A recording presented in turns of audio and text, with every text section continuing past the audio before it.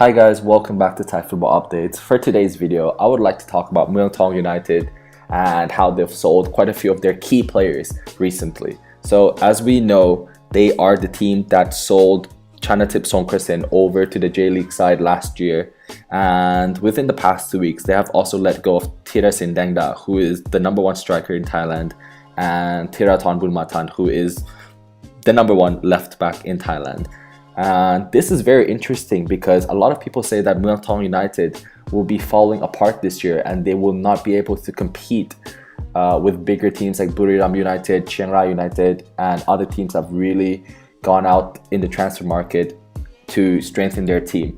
And the market is nowhere close to the end just yet, and the Muang Thong United camp might be prepared to also let go of their goalkeeper Kawin, who has been linked with a few foreign clubs and who has openly expressed his desire to play internationally. So with so many key players leaving the club this season, it'll be really interesting to see who they'll bring in for the upcoming season, especially in that Southeast Asian spot that they all have in the Thai League now. Muang Thong United is one of the few teams that hasn't used that Southeast Asian spot just yet. And let's look at some of the options that I think will fit into this team nicely from our Southeast Asian region. So the first person I would pick to join Muang Thong United, if at all possible, is Kong Phuong from Vietnam. This kid is special. He has been the key player for Vietnam for every single team he's played for, basically, except for his time in Japan.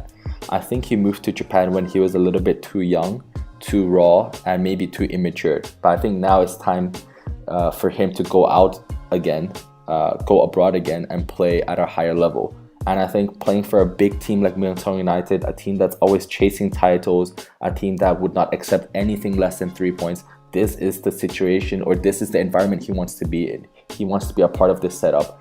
And as we've talked about earlier, Muang Thong has sent out many Thai players overseas to the J-League.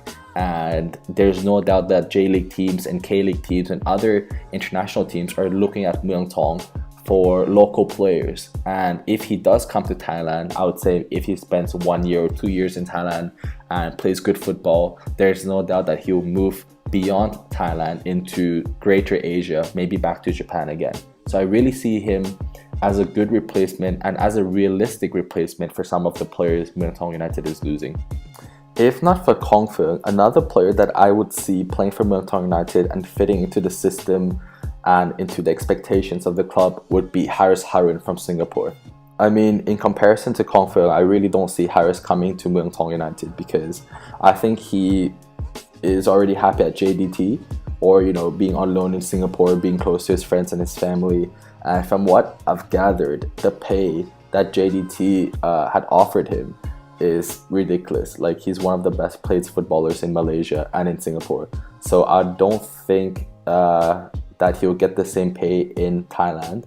A lot of people essentially would have to take pay cuts to come to Thailand, but like Hassan Sunny, for example, he was playing in Thailand a few years back and went back home to Singapore and decided to come back again. And he knew that he would take a pay cut to come back to Thailand, but I guess different players prioritize different things, and yeah, that's that. But in football terms, Haris Harun is a fantastic player. Any team in Southeast Asia would happily welcome him into their squad, and he brings something different to the side. I think if he does join Muang Thong, great. But like I said earlier, I don't see either Haris Harun or Kong Phuong joining Muang Thong, if at all. I don't think that's gonna happen. But let's just say that's on my wish list as a Muang Thong United supporter, to see one of these guys show up as a part of the ASEAN quota.